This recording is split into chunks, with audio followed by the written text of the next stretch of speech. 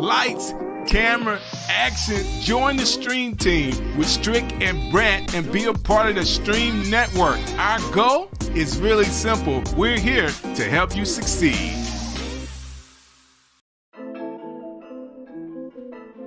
We live? Yeah. Strick City. Woo! Strick City. All over the world. Strick City, man, we live. Yo, Strick City on the ride. Yo, look like surprise. Yo, taking your city like we live. Yo, man, we live. Yo, taking your city like surprise. Yo, on the ride. Yo, Strick City coming live. Yo.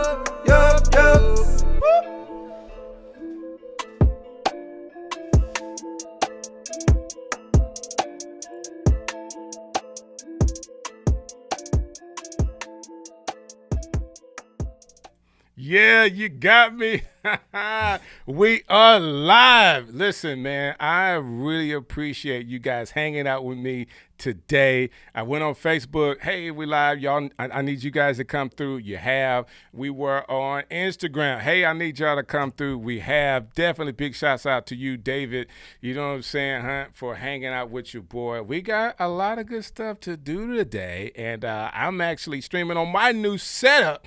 I'm kind of proud of it, you know what I'm saying? So I got a lot of new things to kind of redo, but I got the M1 Mac Mini going right now. I got the Rodecaster going. It's making my SM7V sound all compressed and nice and everything. So definitely big shouts out to everybody that's watching. And yeah, we are live and on the rise, David, man. Thank y'all.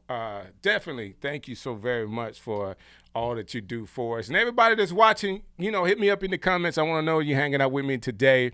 I do want to say this. Moving to YouTube is a process, okay? Because I had a lot of people that would find Strick City Live on Facebook. But I've already said this, I went on earlier today and said, hey, you guys have got to come hear from my guests tonight, because man, we've been talking before the show, and man, we are both fired up today. You know what I'm saying?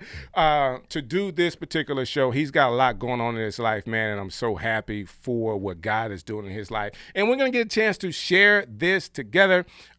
We just had him on the Stream Show, and if you don't know about the Stream Show, where have you been? Strick City and Brant Collins, you know what I'm saying? We do a show. It's called The Stream Show. Sunday nights, we teach people how to stream. Our goal is just to make streamers more successful. We want to help you stream better. So whether you're Zooming for business or you have a real show that you're trying to get off the ground, guess what? Strick and Brant, the Stream guys, help you do that. So we got a bunch of people that we're working with privately to kind of be sure that their setup looks good.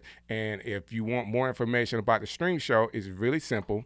Go on thestreamshow.live, thestreamshow.live. That's the website. Even if you want to be a guest on our show, show us your setup, and we can either help you or you can teach us a couple of things. So again, that's thestreamshow.live. Get all the information about what we're doing on that show from that web page. I also want to tell everybody in the Birmingham area, my wife is performing. She is a jazz flutist. She is performing at Perfect Note Live. That's the website that you could go to, perfectnotelive.com, to get tickets. Father's Day concert, Saturday, 7 p.m., Sunday, 2 p.m. Go check her out.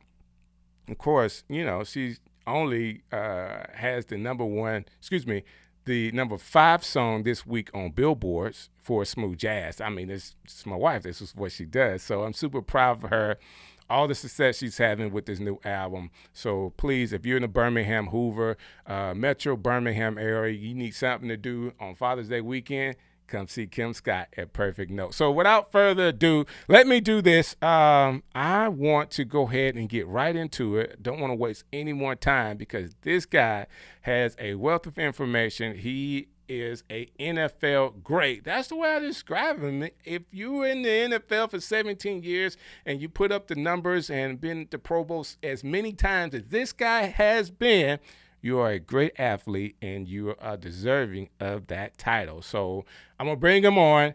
We're gonna talk through the details of his life from on the field, off the field, and what he's planning for, because he has an update that he's gonna share today about his podcast, and I'm excited about it. So without further ado, his name is Irvin D. Fryar Sr. And this guy, wow, that's all I'm going to say. And I'll bring it up to the stage right now. What's going on? What's up, DJ? Man, man? I'm excited about you, man, because you know what? When you were on the stream show, you told me, you said, hey, Strick, let me just go ahead and set the record straight. You know what I'm saying? I played for the Patriots. I played for sorry, man. No. I love it. I played for the Miami Dolphins. I know you played for the Washington Redskins. I'm missing one team. Was it Philadelphia as well? Philadelphia, yes. I got all four of the teams, man. Listen, you had a awesome career that deserves the respect of saying, hey, 17 years in the league? Well, first of all, to play that game, something has to be wrong with you. So, so something must really be wrong with me, or used to be really wrong with me, to play 17 years. You know, God didn't make us as human beings to, He didn't make us to run into each other. He didn't do that. Full speed. So there's got to be something a little bit off for you to play that game. So, but thank God, they say God takes care of babies and fools. So. You pick which one I am. Pick which one you want. Listen, but at the same time, man, we could talk about the NFL career, but in the heyday, you were an All-American college athlete at Nebraska as well. Yes. How was that time for you being a college athlete and all of the celebrity that you get coming into the league? Like that year before the draft, man, that's a big deal for a college athlete, knowing that you would go as high as you did. How was that experience for you? Yeah, for sure. It was a little bit different than it is now. We didn't have ESPN. We didn't have Sports Center. If back then, when I first got into the league, if you made the highlights on Monday Night Football with Howard Cosell, you were the man.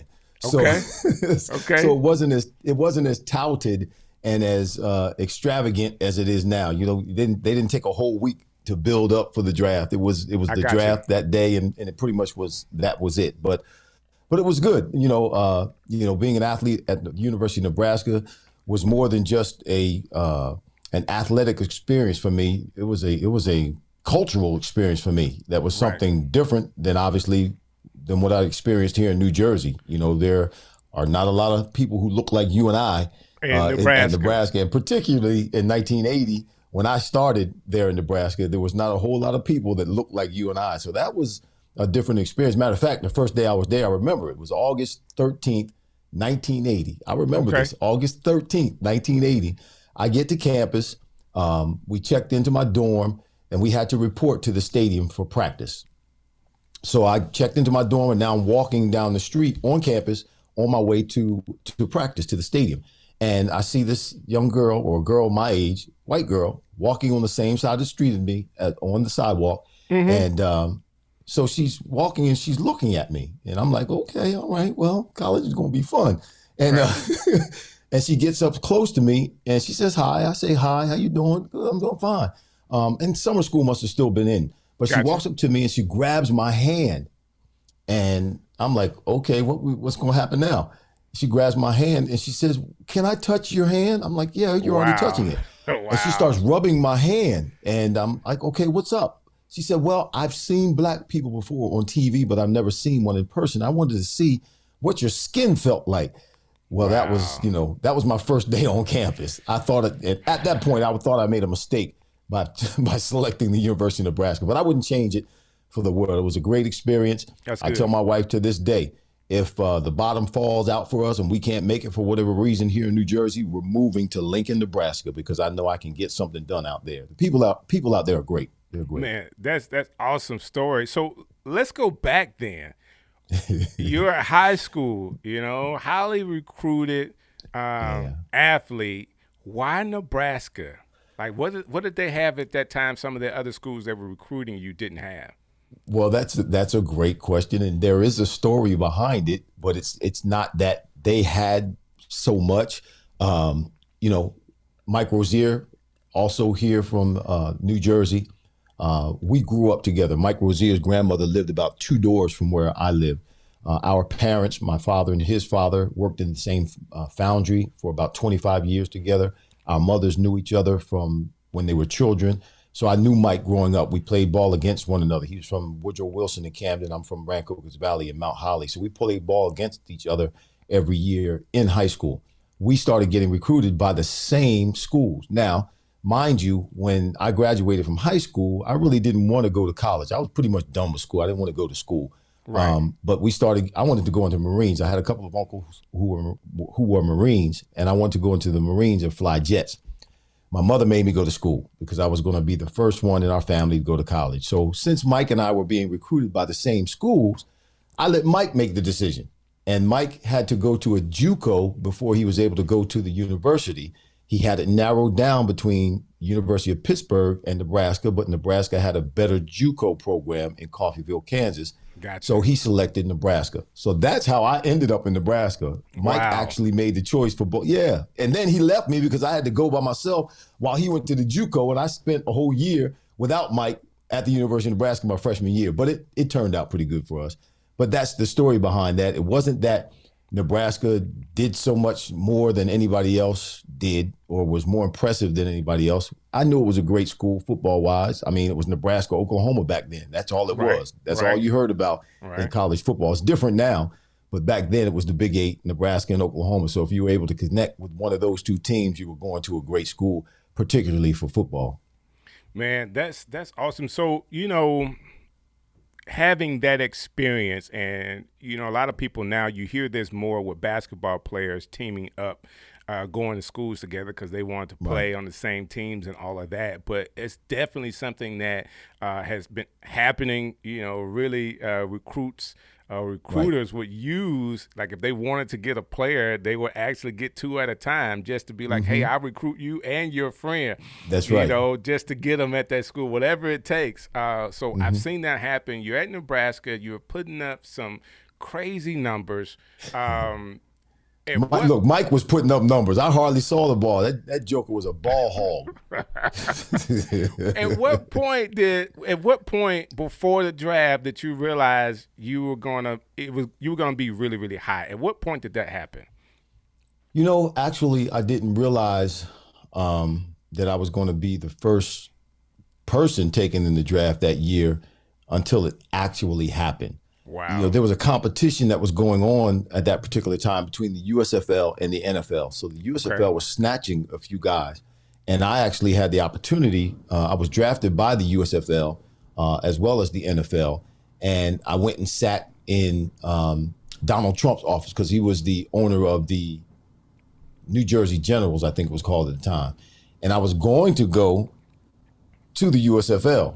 But he didn't want to guarantee my money, so I walked out of his office, the Trump Tower. I walked out of there and ended up being drafted number 1 by the NFL. But didn't really know it was going to be at that position until it actually happened. And actually, during the draft and all of that, the festivities that were going on, I had already signed my contract with the Patriots about a month before the draft ever took place. So it wasn't like I sat there at draft hall and we're trying to figure out or to see who's going to be drafted first, and it was a big surprise. On the day of the draft, I probably spent about $25,000 before the draft ever happened. Yeah. Now, is that the way they still do it now, or is it really surprised now? Or is some of those guys really know? As far as I know, it's still a surprise. As far as I know, it's a surprise. They don't know what's going on or what's going to happen or who's going to be drafted first. Yeah. They changed it for the drama because now it's made for television entertainment. Yes, it's made for television, and they want all the suspense. They want all the drama. They don't want anybody to know. If they do know, they don't want the word to get out because they want people to watch, and they want that suspension. So, yeah, it's all about TV now and marketing and all that kind of stuff. So, coming into the league with the Patriots, number 1 draft pick, you played for 4 different teams. You went to the Pro Bowl. Man, I want to get the number right. Can I ask you a question? Sure. Can you hear the air conditioning going on? Just a hear little it? bit. Just a little I'm bit. gonna text my wife and tell her to tell her. I Tell got her it, to but turn it off. it's not. It's cool. It's cool. I'm still going to text her because I can hear it.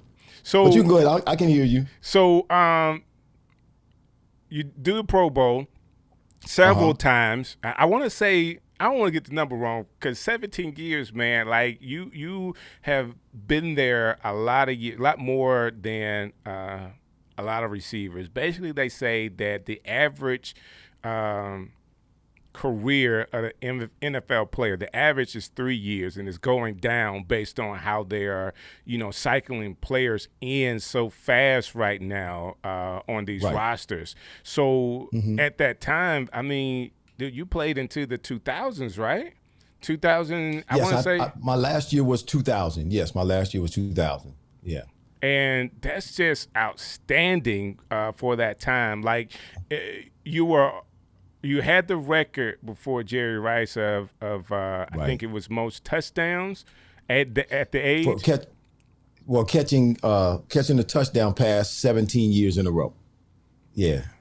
And he surpassed that because I think Jerry played like 20 years. Right. So he caught a touchdown pass every year that he was in the league. So he's the only one that surpassed me. So I'm number 2 now. But I was the first one to do 17. Yeah. And that's just outstanding, man. For me, it was just, and this is what I really don't get with some of these younger cats that are playing now. For me, it was really mindset. It was mind over matter. Even the times that I had to play, and most of the time I did have something wrong with me. There was some kind of pain or some kind of discomfort, but it was mind over matter. And, you just had to prepare yourself mentally and be tough mentally and be determined mentally to stay on the field and to perform on the field, regardless of how you felt, regardless of what was going on in your home, regardless of what was happening on the field. You just had to be determined, and it was just a mindset that I don't see a whole lot now in the NFL. Like you said, these guys, the average lifespan of any player has dropped when now the game has become even more passive, I should say, and less physical. They made the game in such a way that now, they're trying to reduce injuries, but it seems as though more players are being injured and the injury list is continuing to go up. It's different whether they're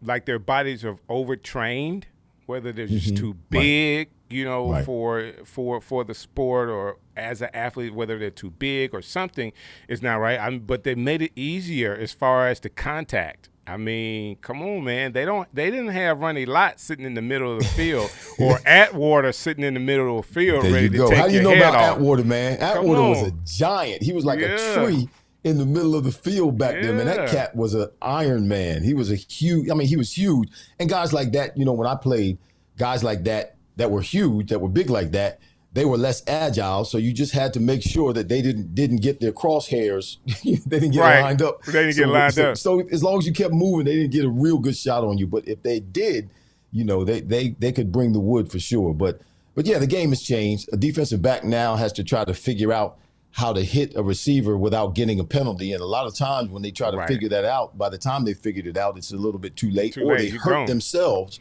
trying to hit a receiver and not hit the receiver in a way that's going to bring about a flag. So, I mean, the game has changed. I mean, they've taken away the ability to influence to bring influence into the game. We used to be in the game and intimidate other people. When you hit them a certain way or you hit them hard, there's an intimidation factor that should exist in the NFL, and they're taking that factor out of the game.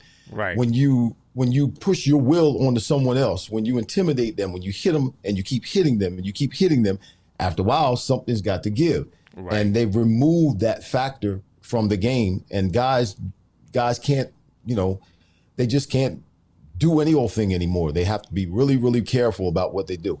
And now people are trying to compare some of today's athletes to athletes that played in the 70s and the 80s, particularly the quarterback position, but you can't. Because it's a different mindset. Now they stand in the pocket knowing that they're not going to get hit. If someone grazes their helmet, then there's going to be a penalty. But back in Terry Bradshaw's days and Joe Theismann's days, legs used to get broken. Right. I mean, they just grabbed the And face there mask. was- Pan right through the face mask. There was no penalty thrown when Joe Theismann's leg got broken. No. It No was penalty. not. No penalty It was for that. not. No, it's not. And that makes it so much different about what's going on. But let me ask you this question.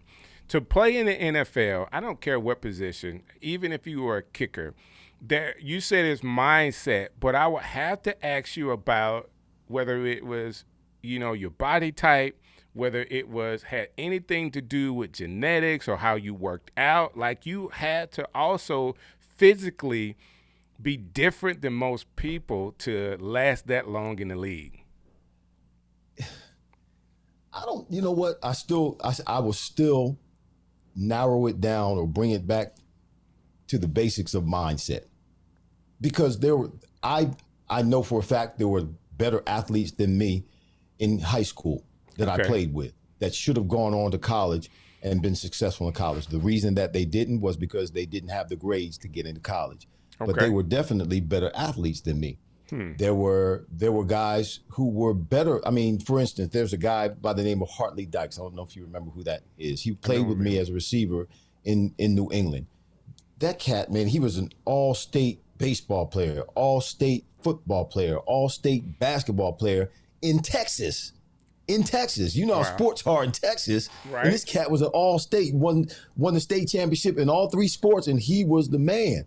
He came into the NFL, and he was awesome. But his body just didn't hold up. He may have played 2-3 years, and both of his knees went. Right. So is that genetics? Is that I don't know what that is. I do know, again, that I was able to get from where I was in the NFL all the way through to 17 years because I had a certain mindset that I stayed in, whether it was during the season or the off season. I stayed in that mindset of intensity. I stayed focused because I knew that there were certain things that I had to do to prepare to play football during the off season, and then to play football every week and do it at a high level. And just sometimes to get through practice, because practice can be intense as well. We have someone every day. People complain about their jobs. I kind of laugh at them. But imagine this. Every day when you go to work, every day, regardless of how you feel, regardless of whether it's raining, regardless of what people do, regardless, you got to go to work and you have to perform at a high level when you have somebody standing right across from you every day trying to keep you from doing your job. That's crazy. But that's what it's like. That's what it's like. So that's what it is. and people don't want to go sit at the desk. Because they don't want to sit in front of the computer. So I got to shout out my man, Rich. He's definitely shouting us out.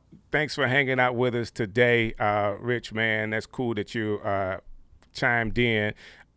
I want to say this to you because, listen, you have far beyond. I got my colors on today from my school. That's Freddie Baxter. You know who Freddie Baxter is? Yeah, Fred Baxter. Baxter. He was He was a tight end. Yeah. So when he came out, I was coming in. I mean, this guy was a giant to me. You know what I'm saying? He was so big. I was glad he was leaving. You should see him hit a golf ball. You should see him hit a golf ball. That's what's up. That's unbelievable. He's a good friend of mine. Very good friend of mine. I see cool, Freddie all man. the time. Yeah. That's cool. Cool. Small world, right? Yes, it is. Yes, it is. I think he went to New York to play. He went to New York. I think it was the Jets, but he got a Super Bowl with New England. He was in New England. Yeah, he played with New England. I think it was just for a year. And I think they brought him on maybe 3 or 4 games into the season, something like that, when somebody went down. They needed a tight end. They brought him in after he had played with the Jets, I think it was. And then he won a Super Bowl with them that year. So he has a Super Bowl ring. Man, that is cool. Yeah, I did not know that. I did not know that. But what's more impressive is you should see him hit a golf ball. That cat, man. He could do it. He could do it. So let me ask you this question. When I talk to athletes, especially ones that played through college and into the NFL for a while, that mindset that you have to have that you talked about, when you look at the person on the other side of the field and You have to think in your mind, I'm better than this person. Like, I'm about to beat this guy. Why are you even on the field? You shouldn't even be here because I'm about to score this touchdown. And, when you have that mindset for all of those years and then you stop playing the game, it is hard. Or how was it for you? Was it hard for you to then to change your mind and thinking, okay, I'm not in competition with people. Like, this person is not the enemy. We're not going to run a sprint.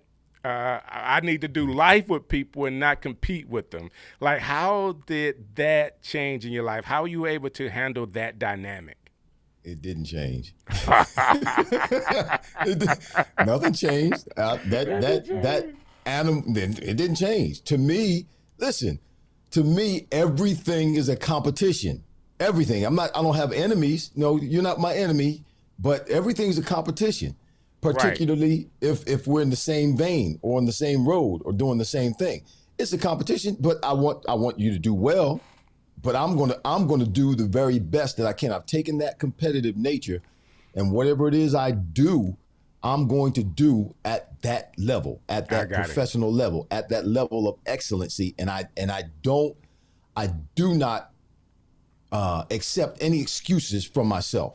I hold myself to a high level. There are times, man, I can remember there are times that I'll preach a sermon and I don't think I did it. I don't think I preached it the way I thought it should go or as well as I should have preached it. I'll go back in my study and cry because and then guess what? Watch out next week because here I come. Next week just gonna be a smoker next week. Right. You're gonna get it right. Yeah, I'm gonna get it right. So I hold myself accountable at the highest level, and I use that same kind of work ethic. I use that same mentality, that same level of determination, that same level of competitiveness. I use it in everything that I do, everything. So it never went anywhere. It's just that I can't hit people. I get it. And you don't worry about anybody hitting you, right? You're not running away from anybody. Not really. Yeah, not really. So I get it. It was that for me, it was the football arrogance, all right, that you would walk in because not only do you have to be better than that person, you have to think that it's a competition, but you walk around knowing that you're better because I just beat all the other guys, I'm the guy, that I had to kind of deal with and be like, okay, let's calm this arrogance down, in life to be bigger or better than anybody else. Mm-hmm. Not that you can't compete with people, but the whole idea that the arrogance could be seen, it could be felt, and people could perceive that this guy thinks he's better than somebody. And it was all built off the mindset that you had to compete at a very high level. Like if you didn't come ready, especially if you did it for 17 years, I know those last years, they're bringing in new recruits or rookies every year. Right. To fight for that job, like you would have to compete like I got to prove myself again this year. Okay. Throw me the ball, And, Right. But I think there's a difference though, between arrogance and confidence. I get it.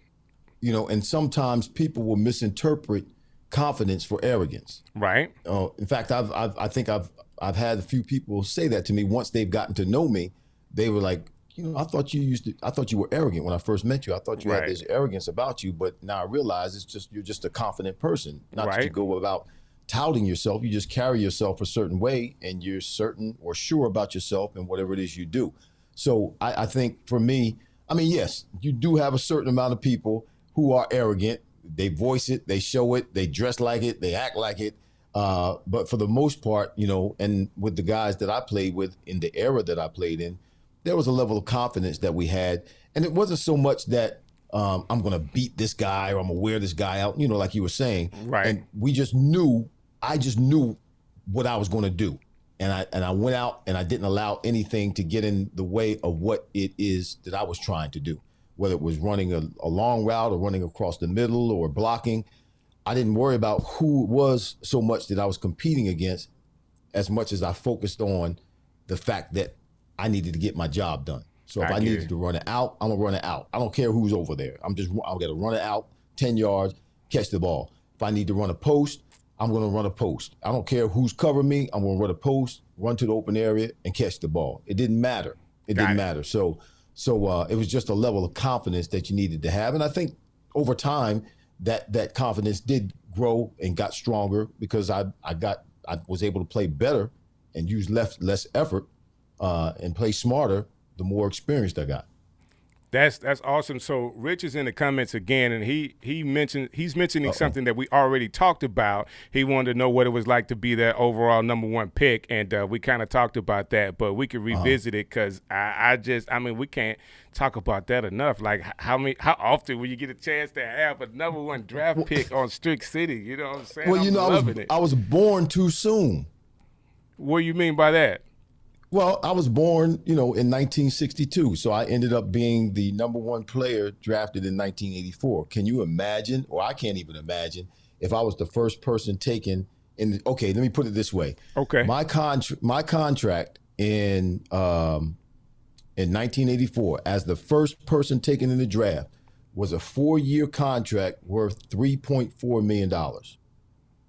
And then I think taxes were 50% back then. So you do the numbers.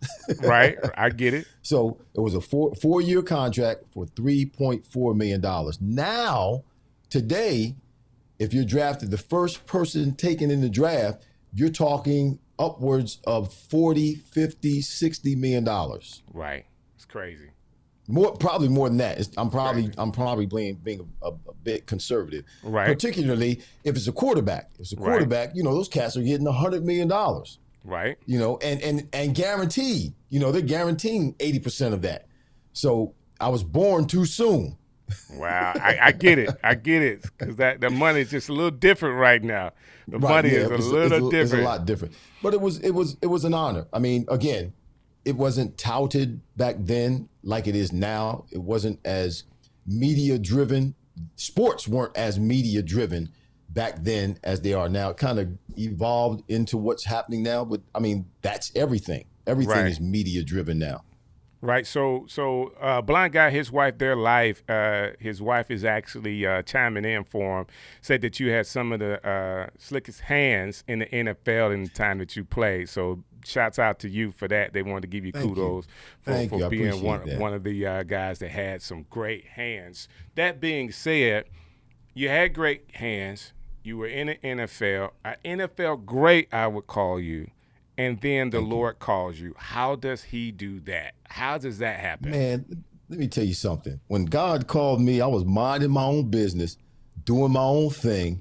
I had my own plan for my life. It ain't have nothing to do with New Jersey. Trust me. Wow.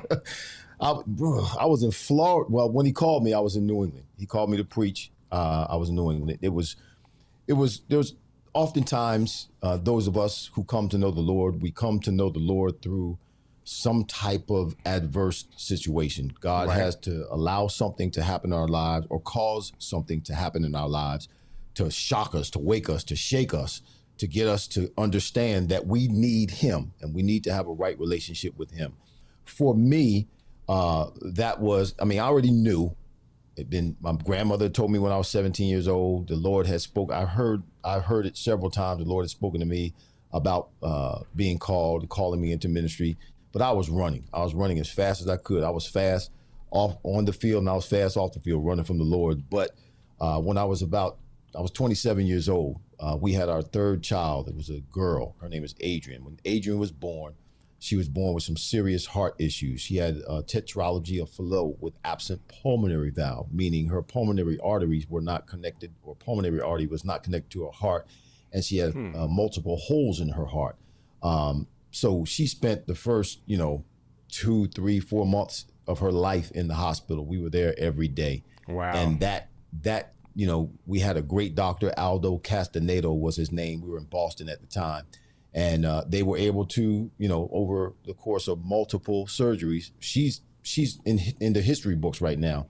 She's 30 years old and she's one of the oldest people to survive one of those kinds of, not just the heart condition she had, but the surgery. The surgery as well. Wow. Yeah, so she's still a study. They still study her because she wasn't supposed to make it, but she did. And because God spared her life, I really recognized what was going on with the Lord. And that was one of the major things that took place in my life that caused me to turn my life over to the Lord. And when I did, he did call me. So I was 27 and I was preaching. I was still playing ball, but I wasn't pastoring, but I was preaching. And then when I finished playing ball, the Lord had me move back here to New Jersey from Florida. My goodness. Wow. And he spoke it loud and clear. It's just as if, I don't know if some people have had that kind of experience or not, but it was just as plain and clear as I'm listening to you right now. The Lord was very clear. It's time to start your church, and this is what I want you to do. And it was amazing because I was able to sit and put paperwork together and put strategy together and put together all of these things that needed to be put together to start a church. And I had never done that before without anybody's help. Yeah. So that was just part of the confirmation. But that took place back in 2003 is when we started the church. We are 18 years old, actually celebrating our 18-year anniversary this month. Man, we celebrated that's this awesome. past Saturday. Yeah. And I've been pastoring now for 18 years. We actually have Keith, Keith. We have Keith coming and preaching for us on the last Saturday of this month. We have church on Saturday. We're not Seventh-day Adventists. Nothing wrong with Seventh-day Adventists. We're not Sabbath-day worshipers. Nothing wrong with Sabbath-day worshipers. We just are Christians who have church on Saturday. We're Bible-believing Christian people who have church on Saturday because we can't wait till Sunday after having spent a whole week in this world.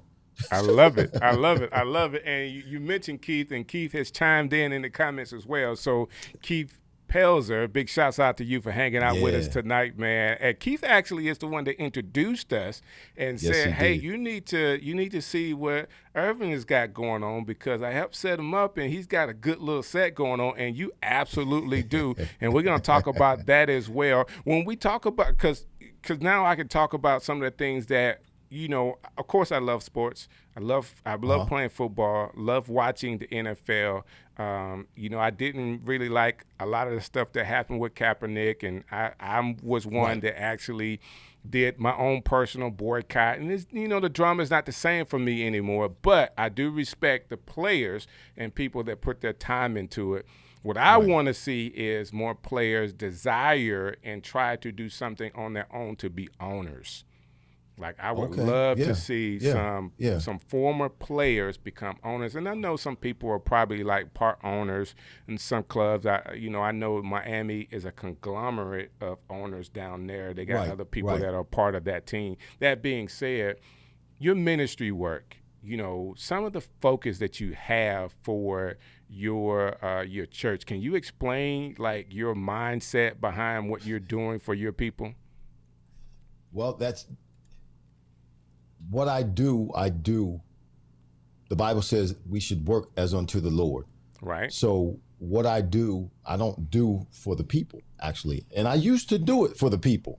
But when you do what you do for the people, then you end up getting disappointed. You end up getting your feelings hurt. You end up in with some emotional and psychological scars because people will let you down. People will turn their back on you. The Bible actually tells us not to trust man, but to trust God.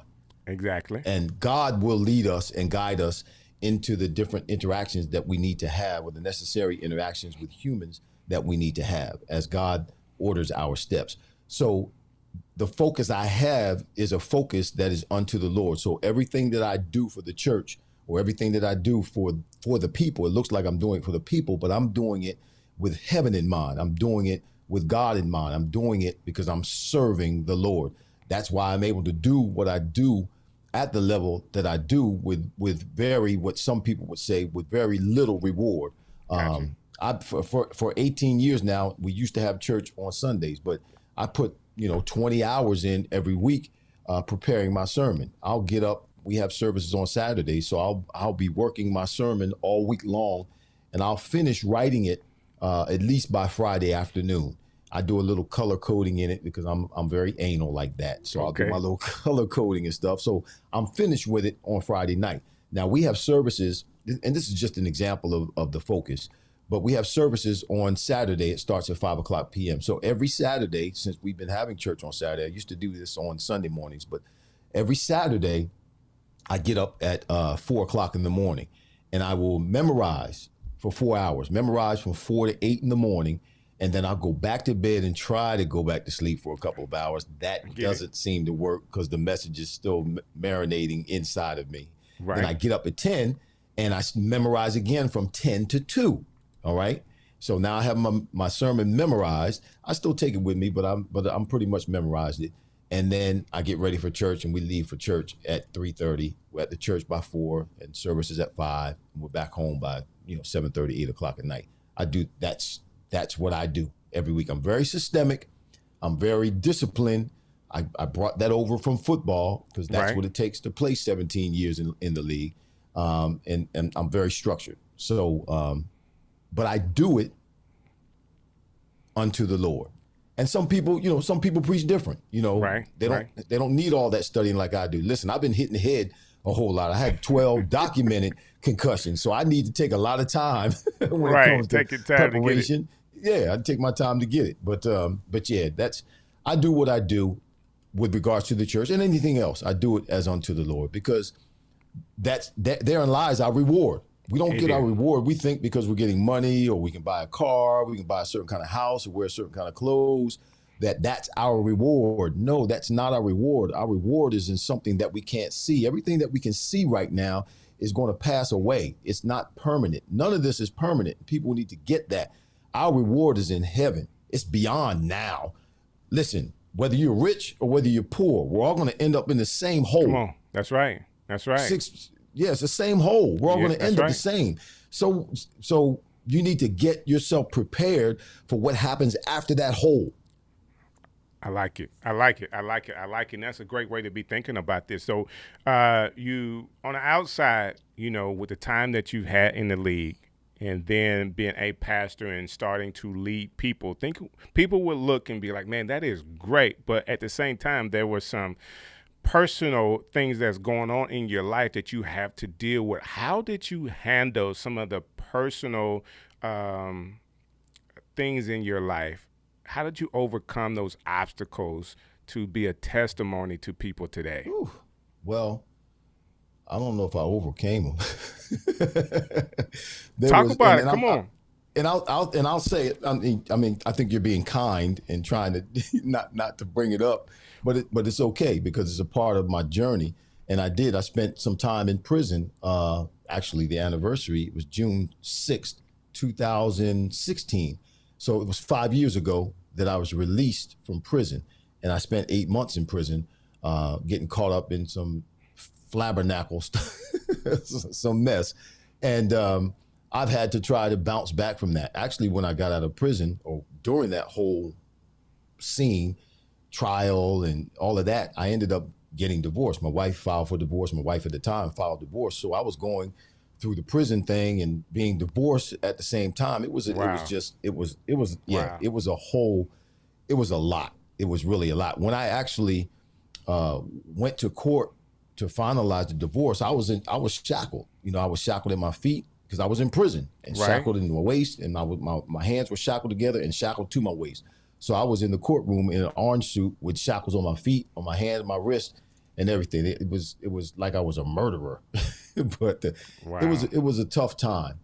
Listen, my faith in God, that's the only thing. I had some crazy thoughts about that whole situation, and it was crazy that it went down.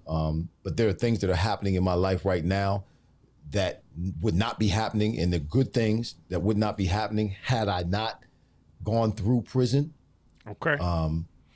But it's my faith in God. And people, if I can say this, and I don't necessarily want to get in, or I can if you want, but I don't have time, I should say, to get into the details of what actually happened. But listen to me. I was in prison for something I did not do. But at the same time, as bad as it was, and as much as people thought, whatever they thought, God continued to show himself every step of the way. If you look for God in whatever's going on in your life, whether it's good, whether it's bad, whether it's sour, whether it's sweet, if you look for God in it, you'll see God in it, because we as Christians, we have a happy ending. The Bible says all things work together for our good. I used to preach a sermon and talk about my mother making cakes. And when my mother would make a cake, she would use flour, she would use vanilla extract, she would use raw eggs. Right. She would use all those things. And I don't like, I don't like flour by itself. Do you like flour by itself? No, sir. You don't like raw eggs. You don't eat raw eggs like by themselves, vanilla extract. You don't eat that stuff. It's nasty by itself. But my mom would take it. She put it in a bowl. She beat it down. She beat it until it was smooth, right? Beat all those ingredients together. Then she take all those ingredients that were together and she put it in the oven in a hot situation. And in that hot situation, good God Almighty, it will rise to the occasion. Right. That's right. It rise to the occasion. I would come in the kitchen, Mom, and you got to be careful, because I used to like to lick the bowl. When she give me the batter, I lick the bowl. You got to be careful though, because if you just like to lick the bowl and you're satisfied with licking the bowl, you become a bowl licker. You don't want to do that, huh? Don't be a bowl licker. No, don't be a bowl licker. So I come in the kitchen, Mom, is the cake ready yet? The cake ready yet? Looks ready to me. She opened that door, right? Open the door, take that toothpick, stick it in the cake, pull the toothpick out, say, nah, it's not ready yet. She stick it back in the oven because it wasn't ready on the inside. It looked like it was done on the outside, but it wasn't done on the inside. So she keep it in there a little bit longer until it was ready on the inside. And then when it was ready on the inside, she bring it out. And when you cut that cake open and eat it, what was it? It was good. All those things that were bad by themselves, when you put it together, beat it down, put it in a heated situation, let it rise to the occasion, it became good. It's the same thing. That's how life is. Wow. That's how life is. We get bitter, we get sweet, we get things individually that we don't like by themselves. But when you put it all together, God turns it out for our good. It works for our good. And life, let me tell you right now, good God Almighty. Come on, now. Come on. Preach it, Let me tell you right now, life is good. Life is good. I went through hell. DJ, I went through hell. Man, and I'm in prison at 51, 52 years old. Coming out of prison, I came out with nothing. I had nothing 5 years ago. No house, no car, no money, no clothes. 5 years ago, nothing. Wow. And life is good right now. Life is good. I didn't understand it, didn't want to deal with it, but it was bad. It was sour. I didn't know what I was going to do, but I kept my faith in God, and God kept leading me. God kept opening doors. God kept making ways. This was necessary for things to happen the way they're happening now. So if anything, because I'm a Christian, because I love God, because I believe God, and I also believe, Strick, that some of the discipline from playing football, having played in all those years and being able to be strong mentally, that played a part in it as well as my faith, because that allowed me to keep my faith, to maintain my faith, to keep looking to the hills, to keep holding on to God, to keep hope, as some would say, alive. I get it. To keep hope alive. And I did. And here we are right now, 5 years later, and things are looking real good. Now, let me say this. I did hard time for 8 months in prison. I'm still doing soft time. This is the system that exists, that we, particularly people of color, that we have to deal with. And I didn't know that until I actually became a part of the system. I'm in the system. And listen, hard time while I was in prison, but man, I'm still paying the price now. And I'll be paying the price for a long time unless God just turns over the whole system. I got a letter about a month ago because of a fine that I had not paid, threatening to put me back in prison again. I'm still dealing with that. I still carry that. I'm still running from that. But the Lord, good God Almighty, let me tell you this, Strick. Remember when the children of Israel were released from bondage, that cloud, they were following the cloud during the day and fire by night. He was in front of them. When Pharaoh changed his mind, he sent his army back after them to bring them back to try to recapture them. That cloud moved from in front of the children of Israel, got behind them, and got between the Egyptians and the Israelites. That's what God has done for me. They keep trying to take me back, but the power of God is behind me, keeping them from getting me. Good God Almighty. Wow. That's a sneaker preach right there. Keith, I love it. Keith, I love it. Put something in the comments. I know it, right? Listen, I want to tell people this because you know, as Christians, we all the time we talk about heaven, we talk about how good it is, God is blessing me, and you know, our finances good.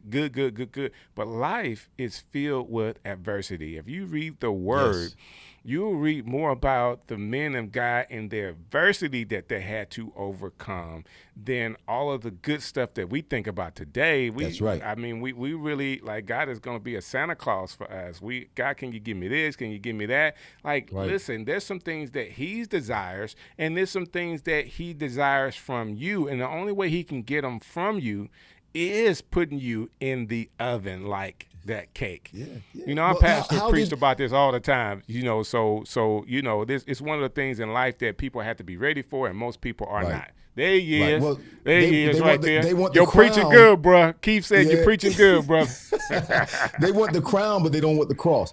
Exactly. How did the centurion, when Jesus was on the cross, what did the centurion soldier say? He said, surely he must Right. be a it was him being on the cross, Cross. and that centurion who was one of the ones who put him on the cross. Right. How Jesus handled that adversity, the worst time in his life, that's what revealed to the centurion That he he's was the the Son of Christ. God. Yeah. He's got to be. When Thomas saw the scars in his hand, the hole in his hands, and hole in his feet, hole in his side, that's when Thomas knew that he's the Messiah. He Right. is Christ. It's not the good times that reveal who we are in Christ. It's on. our scars. It's the bad times. It's how we handle adversity. It's how we come through and how we overcome when trouble comes in our lives. Everybody has trouble in their life. Nobody escapes it. Just because we're Christians, we don't have special privileges that exempts us from trouble. No, Come on. we Come go on. through That's trouble right. just like everybody else. We just have to respond spiritually to the trouble and the adversity and allow God to shine through us so people can see God in our lives. That's so saying that, you know, at the time you were pastoring, right? Yes. And yes. your people had an opportunity to see you walk through that situation. How was that for them? And Well, how it was- did that situation come, you know, because you're still pastor now. How did that situation work out? Say- Well, it worked out because I'm still pastoring. Listen, it was that time in my life was very sobering. It revealed a lot to me, and really it made me. There was a period of time where I felt like a fool, actually, because at that time in my life there were a lot of people who walked away, who walked out of my life. Gotcha. There were a lot of people in the church who left, but I realized. There it goes. The fan finally went off. Oh, you good? But I realized that those people who walked away, they weren't true followers of Christ. Who they were fans of Fryar. Got you. When they came to the church and they joined the church, they were fans of mine. They weren't followers of Christ. I get it. So when, you know how fans can be, they're fair weather. So when I suffered a loss, or what they may have seemed to be a loss, that's when they turned their backs and left. But I had a whole lot of people in my life turn their back and leave, and it really made me feel bad because these were people that I finally realized that the relationship we had was non-reciprocal, meaning Gotcha. I would have done anything for those people. I felt differently about them than they felt about me. It wouldn't have mattered what happened to them in their lives. I never would have turned my back and walked away. So Right. it was really eye-opening for me with regards to a lot of relationships. But as far as the church is concerned, you know, when I went to prison, having been pastoring already, you know, the church was suffering. You know, the people were having to deal with what other people were saying. Right. And people really couldn't deal with what other people were saying, even though it was happening to me.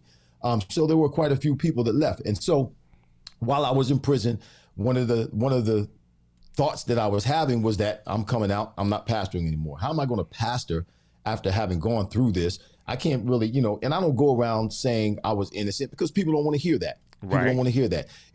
I went to court and there was a trial and all of that kind of stuff happened. So people believe that I was guilty regardless of what I said. As I tell my story over time, I'm just going to give the facts and let people come to their own conclusion about it. But I'm going to give facts that people really don't know about. And that's Right. one of the problems why we judge other people when we don't know we don't have all of the information. But anyway, I was in prison thinking I wasn't going to pastor, didn't want to pastor. So I kind of made a deal with God. And I said, okay, Lord, if I get back and this amount of people are in the church, I know you want me to stay and I'll pastor. So I got back, and that exact amount was in the church. Wow. There was 30 people. That exact amount was in the church.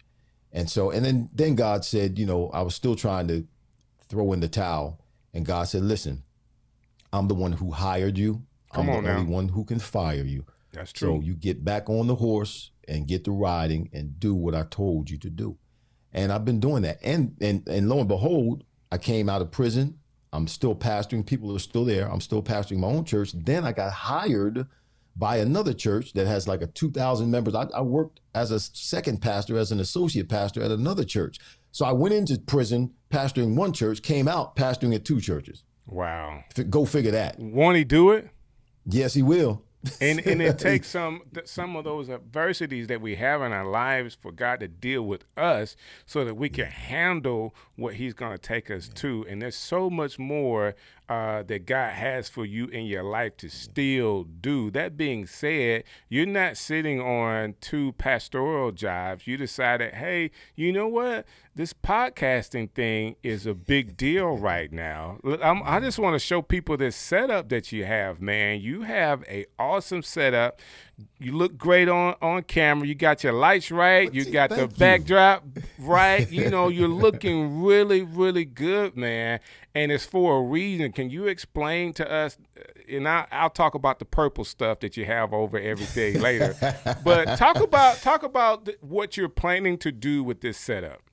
Well, it started out. Can I tell the whole story? Yeah, please. About how it started and all. Well, it started out when the pandemic hit. Obviously, pastors, the church, we had to establish an online presence in order to manage our churches. Right. So right before the pandemic, we had just started on Instagram and on Facebook with my phone. I was doing sermons on my phone. We were doing them live in the church, but I was doing Instagram through my phone. So when the pandemic hit, I was going to the church by myself with a couple of people, and we were still doing the phone thing on Instagram and on Facebook. Did that for a few weeks during the pandemic. Now, since we have church on Saturdays, that meant on Sundays I could get up and watch other people do their live streams. Right. So Keith, being my brother, known him all my life, I would watch him every other week or every now and then. So I'm watching him, and the first few weeks that I watched him, his setup was in the church, and it was similar to what we were doing. It looked like he was maybe using a phone or iPad or something like that. It wasn't this kind of setup. So maybe a couple of weeks went by, and I pulled Keith up again on a Sunday morning, and he's sitting, he's in front of a mic. It's clear. The picture is crystal clear. The sound is phenomenal. He's got the background set up with the lights. I'm like, what in the world is going on? What happened? So I called him. What are you doing, man? You were in the church. Now you got this professional thing. What are you doing? And he told me about Ecamm, sent me a wish list, and I went to work because that's what I wanted. We had the church set up, and we still do have the church set up with cameras and all that, because we have all of this in the church. But I wanted the same quality of presentation for my Bible studies. So I was doing my Bible studies with my phone. We had all the while we were setting up the church the right way, but I wanted to do this. So I started out doing Ecamm for my Bible study. So I have a teleprompter and Tilly put with a prompter on top and all of that. But I started out with my laptop, MacBook Air. Got you. And that joker, she about died trying to hold doing up what all she this could, EP. right? Well, she was coughing and panting and sweating and trying to run these cameras and all. So I ended up getting a Mac Mini. But now, the Lord just put it in my spirit to start this podcast. It's called the Fryar Place. We're going to be on the YouTube page, the Fryar Place. Love it. It's going to start July 2nd. The Fryar Place, where the conversations are fire. Yeah. I love it. I love it. And we're going to be talking to different professional athletes or former professional athletes. We're going to start out with a theme called From the NFL to the Prison Cell, Then and Now. So on July 2nd at noon, that's when we're going to be on Eastern Standard Time, noon to 1. I have my first guest. His name is Ricky Simmons. I played with Ricky at the University of Nebraska. Ricky was a USFL wide receiver, and he's got a phenomenal story. You gotta see that. You can't miss it. Then, I'm on it. Then my second show was Tony Collins. I played with Tony in New England. He was a Pro Bowl running back. He also had an experience from the NFL to a prison cell, so it's going to be a phenomenal show. My third show was set up with Mark Duper and Mark Clayton. They are they call them the Smurfs. They were the receivers down in Miami while I played against them when I was in New England. Right. And my fourth week, I have a guy named Kevin Johnson. Kevin Johnson was a receiver for the Cleveland Browns. And the theme for that week will be more than just a jock or more than just an NFL player. Kevin Johnson is a phenomenal businessman now. He has this big complex built in Bordentown, New Jersey, and I'm going to do a whole piece on him. Then the first week in August, I have a guy by the name, he's not an athlete, but it's a guy by the name of Reggie Dobbs. Reggie Dobbs is the -- youth speaker in the world. Wow. Reggie Dobbs is awesome. Man, he's awesome. And we're going to go from there. But DJ, I just came out of a meeting before we got onto your show, and I was on the Green Legion radio show podcast. Spill the beans, man. Spill the beans. I'm spilling the beans, Doc. I'm spilling the beans. So they heard that I was going to, and it was through my former teammate Hollis Thomas, and he's on the Green Legion radio show. It's a podcast. I was just on that before we did this one, and they're going to incorporate me into their platform. Wow. So my show will be live on my YouTube channel. It will also be live on the Green Legion channel Fridays starting July 2nd at 12 noon Eastern Standard Time. Now, the Green Legion radio show is a Philadelphia sports-based podcast. They have 100,000 viewers. Wow. Love it. And once it posts, and we had this agreement, once they post it, it's going to be live on the Green Legion. And then once it posts, then it's going to go through Fox to iHeartRadio and post on the iHeartRadio station. Wow. I love it, brother. That's how you Ain't do God it, man. good? Got to bring Ain't it God together, good? won't he?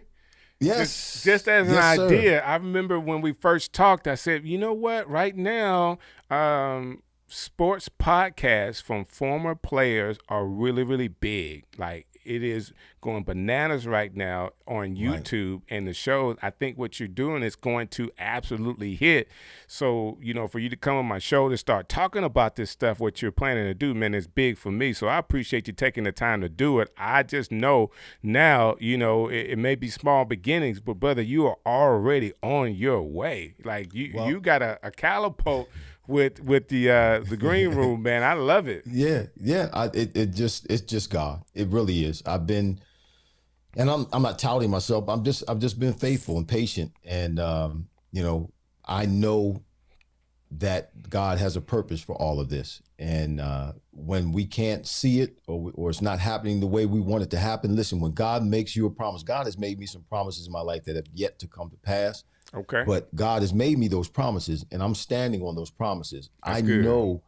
I know that God is going to do it. It doesn't matter if it takes 20 years. It doesn't matter if it takes 30 years. I love it. God's promises, yes, they're yes and amen. God is going to do what he said he's going to do. He just needs to know that when he blesses you, he can trust you with the blessing, and that you're not going to try to hoard it or keep it to yourself, because he's blessing you. When God needs to know when he blesses you that he can just send the blessing to you, but send the blessing through you. Come on, amen. Now. That's right. Because he don't want you just to be blessed. He wants you to be a blessing. He wants you to be a blessing, right? Yes, he wants you to be a blessing. That's how we know. That's how people know we are his children, by how we love one another. That's right. And God is just doing it. To him be the glory. I love it, man. This is just awesome. Yeah. And guess what? I talked to his name was Craig, but I talked to him, and I can advertise for ECAM on the platform. Cool. That's cool, man. I'm Come telling on, you, ECAM. that's Can I get an ECAM t-shirt or something? I know, right? We got to work that out for you, right? Yeah, stop dreaming and start streaming. There you go. That's you. Listen, Ecamm, the virtual software made for Mac that carries your message across the world. Hey, that's the second time you've done that on one of my shows. I absolutely love it. I got to get this over to Katie and the guys, and I know you're going to be on Doc Rock's show soon as well, so we're going to make sure that happens. So let me ask you this question. David has asked this question a couple of times in the comments. David Hunt, shouts out to you, man. Thanks for hanging out with us. He's like, that purple, though. What's going on with all this purple in the set? I'm not going to bark. I did that. Didn't I do that on the last show we were on? I don't think you bark, but I know what you're talking about. Yeah. Those are my fraternity colors. You probably can see some of my fraternity stuff in the back. My little fraternity man over here with the Q sign up and dog over there. Yeah. That's my fraternity. Up. Yeah. That's what's so up, I'm a purple and gold man. My church, everything in the church is purple and gold.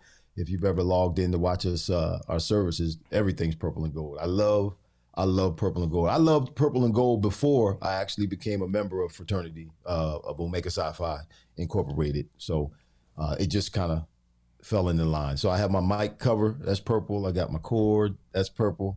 Yeah. I'm man. Looking for some more purple. If you got any purple, send it to me. Send it to you. So I love the fact that you're so detailed in what you do, and you're still trying your best to be an example for other people, man. And coming onto this show to talk about what you're doing and then sharing like your testimony from the day, man, that's big. I really do appreciate it. Yeah. Again, I started the show saying, man, it's not every day you get a number one NFL draft pick, the number one NFL draft pick for 1984 to come through, man. So it's huge to have this opportunity. I wish you all the success in the world. And, of course, when it comes to the streaming stuff, you got Keith, but you got me. I was going to say, man, you're talking like community. I'm never going to talk to you again. No. I'm just. We family, man. Yeah, we connected now. We're connected now. And I just want you to, saying all of that, I really want you to know how I feel about you and what you're trying to do and my willingness to support you in any way that I can. So well, I appreciate that. I need help. I do. I'm new at this. As I said before, I'm 58 years old. I'm low tech, just below. I'm low tech, just above no tech. So I get it. Listen, I told you the story. I got a GoPro the other day. I had a GoPro and I broke it already. So wow. I had to send it. I put the memory card in and put it in the wrong way and it broke off. So I had to call GoPro and shout out to GoPro. They're sending me a brand new one without me. That's cool, man. They didn't have to. I messed it up. I did it wrong. I broke it. I mean, it's not broke. The cards just broke off in there, but they're sending me a brand new one. So, man, I need help with this kind of stuff and setting up and whatnot. I do what I can. Sometimes I learn the hard way, but I'm willing to reach out, and I've learned from Keith to delegate your weaknesses. Yeah. There you go. So in order to delegate your weaknesses, first you must admit that you have a weakness. You're a weakness. And that's hard to do. That's hard to do for some of us, yes, sir. Yeah, right. So man, you dropped so many bombs today, man. As you're getting started with your podcast and you're ministering in the area in New Jersey, man, can you give us some contact information? People are listening to you and want to know how they can get in contact with you or get connected to your ministry. How can they do that? Okay, right now you can just go to our website, and on the website you'll have every other vehicle, whether it's YouTube, whether it's our Facebook page, but our website address is www.newjerusalem.today. That's www.newjerusalem.today, and everything else is on the website. If you want to call, you want to talk to me, you want to go to my ministry YouTube page, it's there on the website. You want to go to our Facebook page or contact us or watch any of the services or even watch our Bible study, everything's right there on our church website. Yeah. And then once July 2nd comes, that's when we're launching the Fireplace. That's the YouTube page that will be up that will carry our the Fireplace podcast. Dude, I appreciate you, man. It's been awesome tonight, man. I feel Thanks, Doc. really, really excited, and you dropped so many nuggets. I'm not calling you Doc. I just say Doc. No, I get it. just I say get Doc. it. Okay. I get it. All I right. get it. I get it. Hey, listen, you're a preacher, right? That's how it goes. Yeah, Doc. Yeah, Doc. Yeah, Doc. What you preaching this week, Doc? You know. Well, I'm not preaching this week. I'm not preaching this week. Oh, you were just saying you were But mimicking you taking a taking preacher. off? Actually, no. I am going to preach, not at my church. This is our church anniversary month. So again, Keith's going to be with us the last Saturday. This What's up? Saturday, I have a preacher from down the street. His name is Timothy Hutton.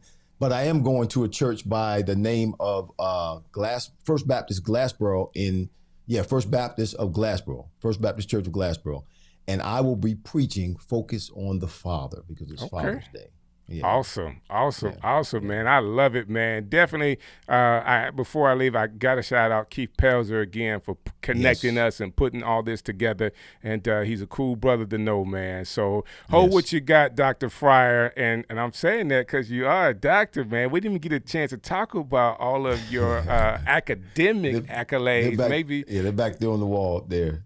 The degrees are back there. The degrees, man, maybe we'll come back and talk about some of that stuff for people as well, like how important school is as you are doing whatever your field. I love the fact that you are a doctor or have your doctorate degree, man. Yes. So hold what you got, man. Let me wrap this up really quick. What else I got to do for y'all? I love this, Have Dr. Irvin Fryar Sr. hanging out with Strick on Strick City Live, man. It's been incredible. And, of course, I've said this before. I'm only doing this on YouTube. So I thank everybody for hanging out with us tonight. David and Blind Guy, his wife, Rich, for coming through. Keith for coming through. Thank you guys for putting comments into our comments. But if you're watching this on the replay, man, we're going to do this every Thursday night, 8 o'clock, and, some Thursdays we don't. But y'all know how I do it, man. I'm going to bring you the best guests I possibly can to inform you, inspire you, enlighten you, and give you some updated news about what's happening in the world. So thanks for checking us out. And, man, I'll see y'all next Thursday. I got another good one coming your way.